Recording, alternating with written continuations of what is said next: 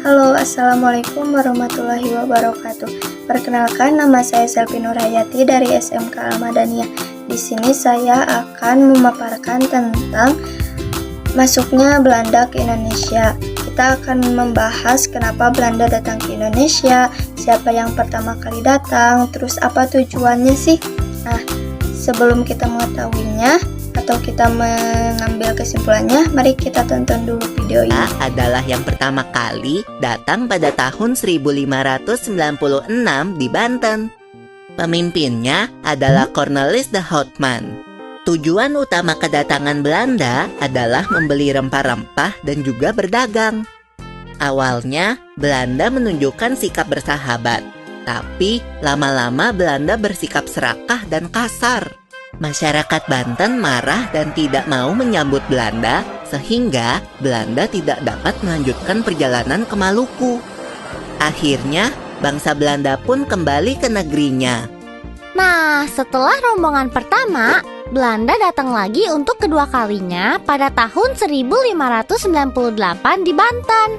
Pemimpinnya adalah Jacob van Eyck, disusul oleh armada pimpinannya yaitu Warwick.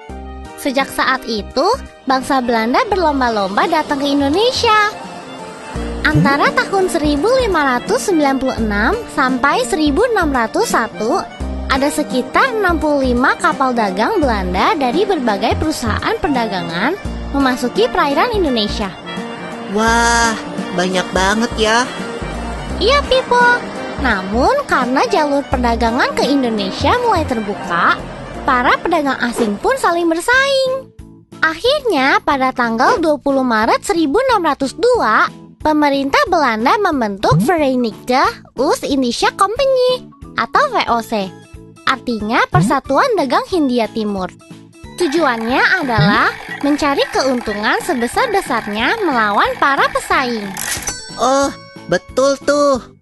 Dan pemerintah Belanda memberikan hak monopoli kepada VOC untuk membuat perjanjian dengan raja-raja, menyatakan perang dan mengadakan perdamaian, membuat senjata dan mendirikan benteng, mencetak uang, dan mengangkat serta memberhentikan pegawai.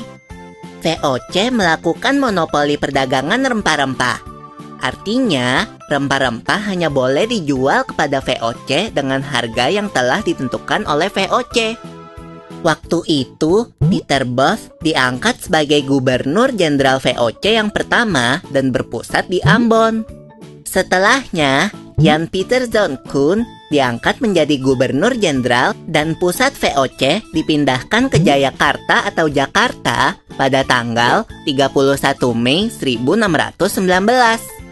Alasan pemindahan kantor VOC karena letak Jayakarta dianggap strategis bagi pelayaran perdagangan. Selain itu, lokasi Jayakarta lebih dekat dengan Tanjung Harapan. Namun, sejak saat itu sikap VOC semakin kasar dan mereka mulai menjajah bangsa Indonesia. Akibatnya, timbul perlawanan di mana-mana. Meskipun begitu, mereka nggak kehabisan akal loh, people. Tahu nggak, VOC melakukan politik adu domba terhadap berbagai kerajaan Indonesia agar saling bermusuhan. Nah, kalau sudah begitu, Belanda akan berpura-pura membela salah satu dari kerajaan yang berselisih dengan syarat kerajaan tersebut harus tunduk kepada Belanda.